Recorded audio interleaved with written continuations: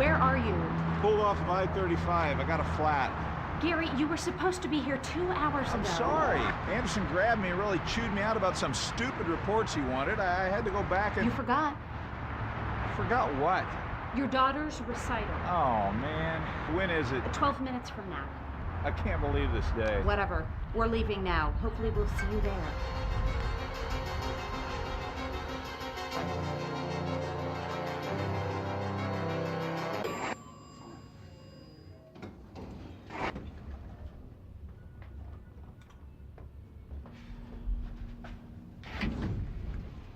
Gary, Hi, Mr. Anderson. where are the monthly operational status updates? Oh, I got tied up with my 2 new people today. I couldn't get to the updates. Well, you better get to them now. Look, I got a 7:30 meeting in the morning with my boss, and I'm not going to tell him I don't have them. But, Mr. Anderson...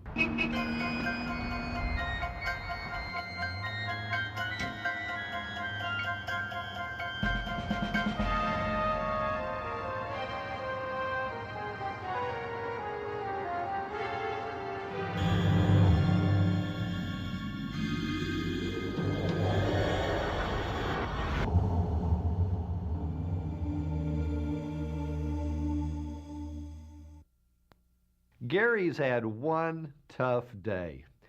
Maybe you can relate. I know I can. But there's something I've discovered about those tough days. Usually, my own poor judgment led to the problems. Let's go back to the beginning of Gary's day and see if that's true for him as well.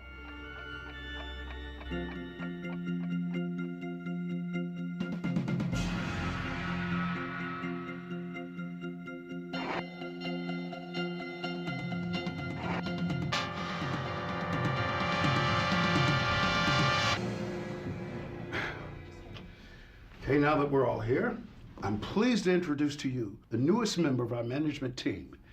He brings a vast experience and a proven ability to get things done. Sean O'Reilly. Thank you, Chuck. The question each of us has to ask ourselves every morning is, what am I going to do today? What am I going to do this week to move this organization forward? Robin, what's your most important goal for this week? Well, my first priority is to finish the 3-year loss history report and put that into a specifications package for Ryan's division. Why is that important? Well, you know, there's a serious contract on the table, and Ryan's not going to be able to finalize the pricing or close the deal without the specs and the history. Good. Make it happen. Gary, what's your top priority for the week? Well, there's a lot going on in my group right now. We've got a number of initiatives, and I need to stay loose to handle any problems that come up. A lot going on right now? Yeah. A number of initiatives? Yes, sir. And your top priority, the biggest contribution you can make to this organization this week, is to stay loose?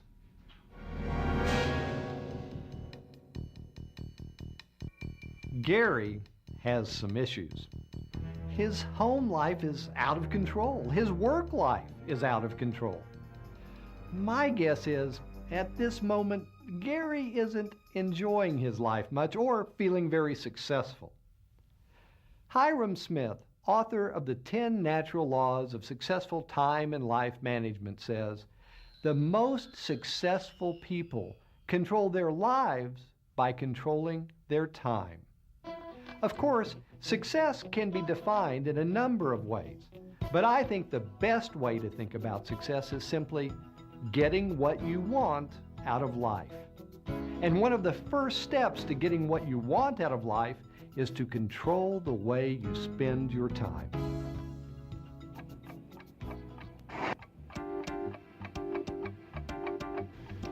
Well, that really moves my career forward. Yeah, not so much. How did you know he was going to ask that? Ask what? Well, that thing about your goal for the week. I didn't know he was going to ask about goals. Right. You just happen to have it on the tip of your tongue. Well, yeah.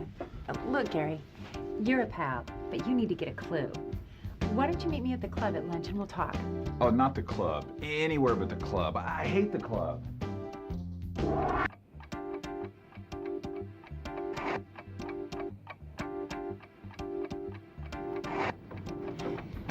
So you're telling me that you don't keep a to-do list? I'm a spontaneous kind of guy.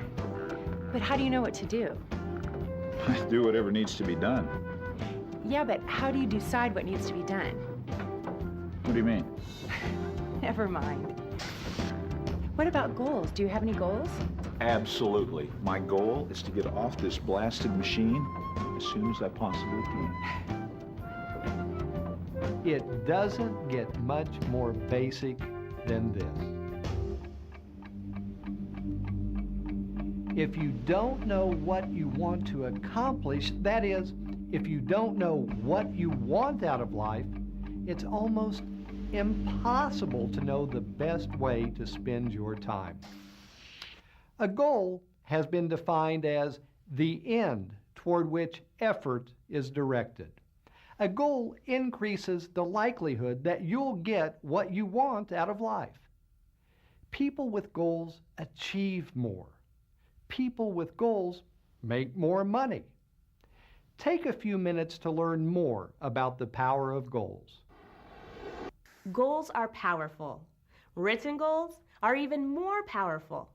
One of the best illustrations of this power comes from a well-known research project. In 1953, the graduating class of Yale University took part in a survey.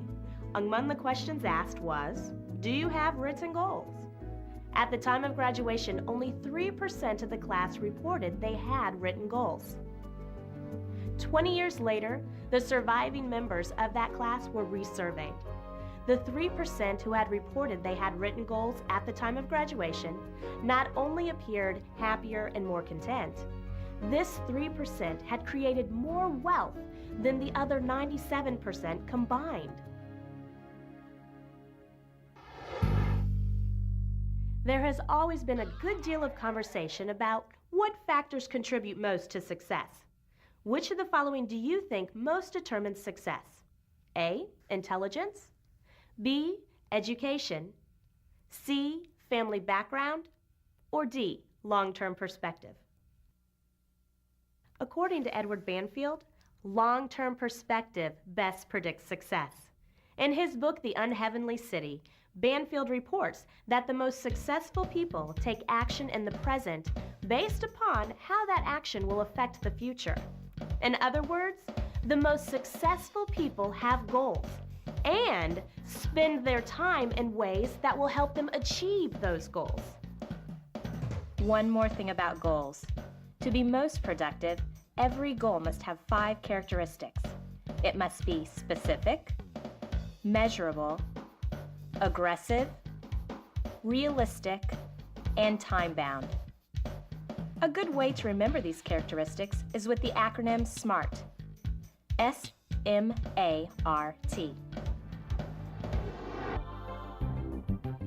Now, let's review the key concepts for segment number 1, getting what you want out of life. The most successful people control their lives by controlling their time. Success is getting what you want out of life. To be most productive, goals must be written. Goals should be SMART. S-M-A-R-T. Specific, measurable, aggressive, realistic, and time-bound.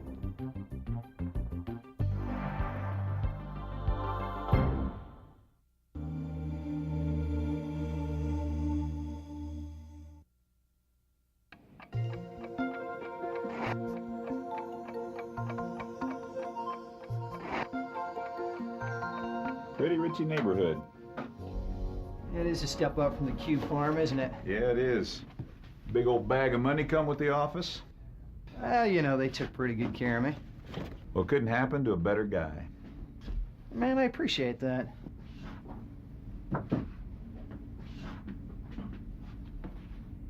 Hey, you all right? Sure, you bet. What's that? That's my to-do list. Good grief. How in the world are you ever going to get all that done? Well, I'm not. What do you mean?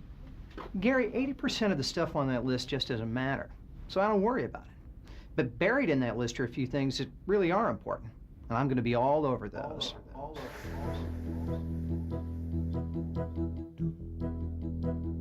About 100 years ago, Italian economist Vilfredo Pareto discovered that 20% of the pea pods harvested from his garden produced 80% of the peas.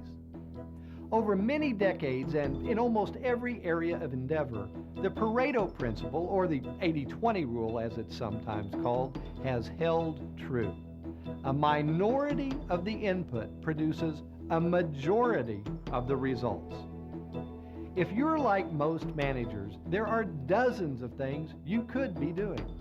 The secret is to pick the activity that will have the biggest payoff, the activity that will most effectively move you toward your goal.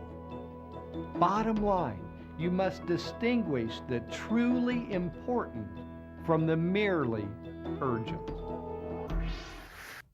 Two basic factors drive our decisions about how to use our time: importance and urgency. Far too often, managers act as if importance and urgency are synonymous. They are not. An activity is important if it contributes in a significant way to attaining a major life or work goal. On the other hand, an activity is urgent simply because there seems to be a compelling reason to do it now. Effective time management requires a thoughtful evaluation of each task to determine its degree of importance or urgency. Let's consider an example. Assume for the moment that I'm a sales manager, and one of the activities on my to-do list is to prepare a training session for new salespeople. How would I rate the importance of that task? On a scale of 1 to 5, with 5 being the greatest importance, I'd give preparing the training session at least a 4. If my new salespeople acquire the skills they need, that will contribute significantly to one of my major work goals, which is making our sales quota. Now let's evaluate the task of preparing the training session on the 1 to 5 urgency scale, with 5 being the greatest urgency. To my mind, there doesn't seem to be a lot of urgency to this task. No compelling reason to do it right now. It's not a crisis. It doesn't demand to be acted on immediately, like a ringing phone might. And my boss isn't demanding action. All of that means I'd probably give it a 1 or a 2 on the urgency scale. When you have a clear picture of the importance and urgency for a given task, you'll be much better prepared to decide how and when to spend your time on it. You'll be able to prioritize on a daily and weekly basis. Remember, every manager is faced with important activities and urgent activities. The key to successful time management is to spend as much time as possible on the important activities. The activities that contribute in a significant way to helping you get what you want from life.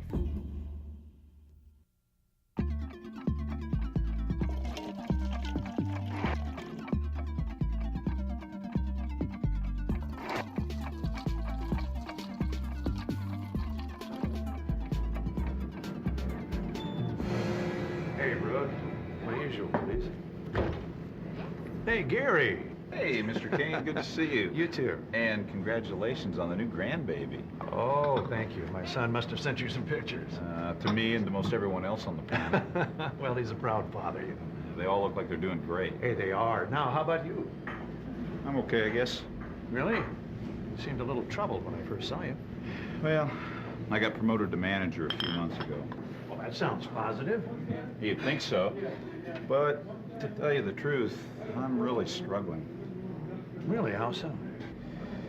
I don't know. It seems like I'm running as fast as I can, but I keep falling further behind. My boss is mad. I'm frustrated. Every time I start a project, one of my people shows up with a problem. Oh, the people paradox. Huh? Gary, anybody who's ever managed has encountered what I call the people paradox. You see, as a manager, you're not paid for what you do, you're paid for what your people do. You're paid for what your people do. Right. So it's important that you support your people, but you've also got to protect some of your time so that you can accomplish other tasks. The people paradox. The people paradox is one of the most significant challenges managers face. You need to be available to your people, but you also need for them to leave you alone so you can get some other work done. Fundamentally, you need to plan your day and your week in such a way that you can accomplish two important objectives. Number one, you need to be available to your direct reports at predictable times and for enough time to give them the support they need. Number two, you need to schedule significant blocks of uninterrupted time to accomplish whatever tasks you are personally responsible for. Once again, the key is to plan your day and your week. It's also a good idea to let your people know when you'll be available and when you will not be available. Let's take a look at how different managers approach this task. I can't begin to tell you how much time I used to waste. Every time I would think of something to talk to one of my people about, I'd jump up and then I'd chase them down, which, of course, also interrupted them. Now I do two things. First, I schedule regular meetings with all of my direct reports, usually weekly, maybe a little more for new folks. But most importantly, I keep a file folder on each person. That way, when I think of something that I need to go over with that person, I can stick a note in the file, and it's there when we get together. I've tried a number of different things, but what I found that works best for me is to just start by planning my whole week. You know, blocking out time for my own projects, scheduling whatever meetings I need with my staff, essentially just getting all the tasks for the week on the calendar. And then, this is the important part, I transfer everything to a dry erase board that sits right outside my office. And this tells my people what I'm doing, when I'm doing it, when I'm available, when I'm not. And if anybody needs to see me, all they have to do is plug their name into an open slot. It's really pretty simple. Now, I've seen a lot of advantages from this. Namely, I get more private time to myself to concentrate, and without that constant barrage of people knocking at my door, and without people being paranoid of that closed door. And also, I think it's helped me to model to my staff the type of productivity and effective time management that I want them to practice. And I think it's made it easier for my people to get pretty much everything they need from me. It's worked really well. Phone calls and email are what can shoot my day. I want to be accessible, but if I'm not careful, I can spend the whole day answering the phone and checking email. So now I do two things. First of all, I don't even open my email until I'm ready to deal with it. There's something so compelling about the sound of incoming mail that it's best for me just not to hear it. The other thing is to put an announcement on my voicemail. Hi, this is Granger. I'm involved in a project currently, so I'd like to call you back between 11:30 and 12 if that works for you. But if you really need me right now, please dial 0 and ask the operator to interrupt me. With that message, I stay accessible if anyone needs me immediately, and I protect the time I need. Planning your day and your week are central to effective time management. There are a number of effective daily planners, but virtually every system starts with listing tasks and then prioritizing and scheduling those tasks. Planning your day and your week requires sound judgment. You must decide in what order you will address each of your assigned responsibilities. Hopefully, you've evaluated the importance and urgency of each task. That evaluation will help you to prioritize effectively. We'd suggest you use an A-B-C system for prioritizing. A tasks are vital. They provide a high return on your time investment, and they must be done today, or there will be negative consequences. B tasks are a step down from A's. These still have substantial value, but if they're not accomplished today, there won't be any adverse effects. C tasks are the lowest level. They're optional or have little time sensitivity. C's are only addressed when all the A's and B's have been completed. Of course, within each category, you'll have several tasks. Just number them, A1, A2, and A3. Always work on your highest priority task first, and you will be practicing effective time management. Now let's explore the key concepts from segment number 2, key management activities. The people paradox. Managers must be available to their direct reports, and managers must have significant blocks of uninterrupted work time. The most productive managers work on the highest priority task first.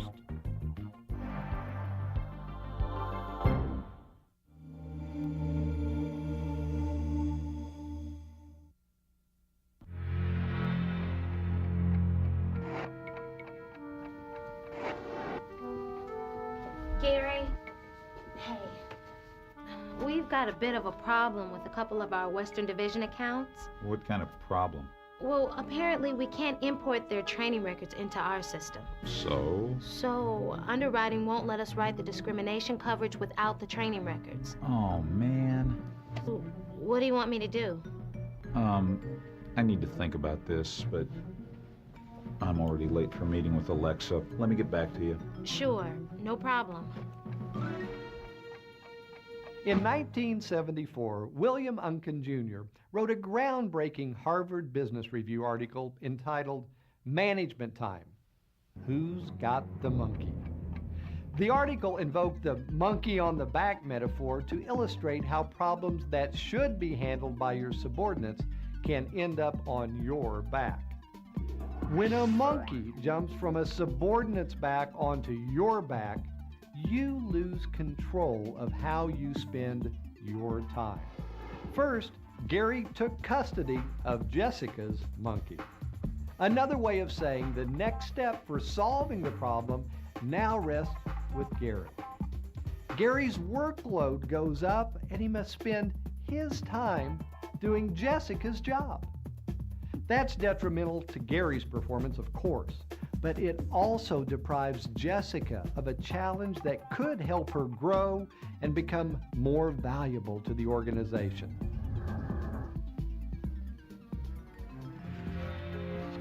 Hey, Gary. Can't believe we finally got the budget on the new loss prevention guide. What? It only took 18 months? Closer to 2 years. Listen, I know you stuck your neck out on this, so I want to make sure we deliver exactly what you want. And what I've promised the people upstairs. Right. So, can you give me some input on how you think this thing should be structured? You mean the content? Yeah.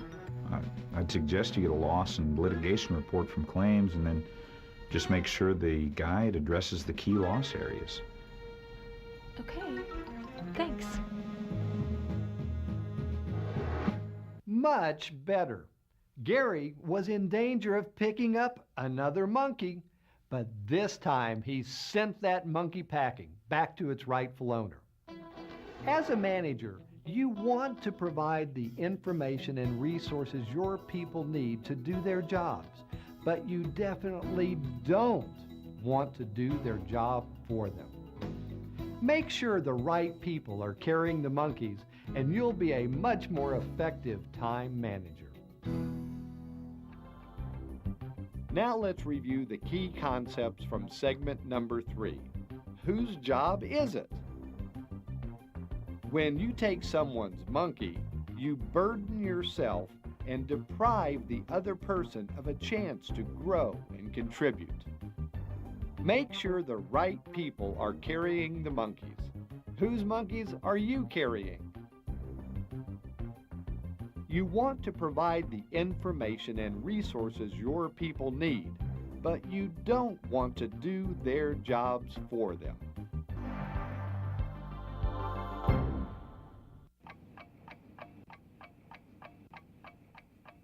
Managers ignore the principles of effective time management at their own peril.